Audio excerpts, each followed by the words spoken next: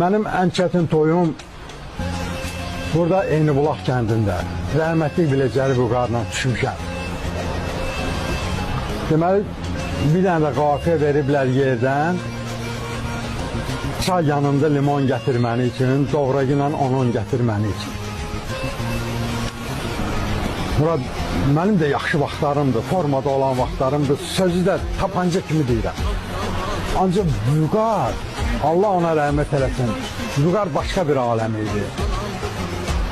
O söz üçün qəti fikirləşmirdi. Elə bil ki, bunun söz ambarı vardı.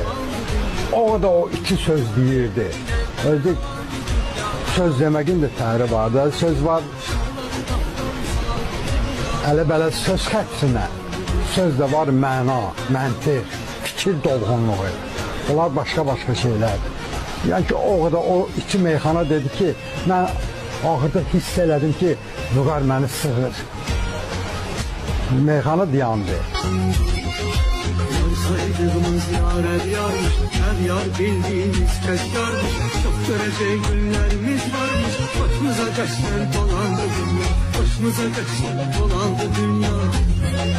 Şıklar kaftan salandı dünya.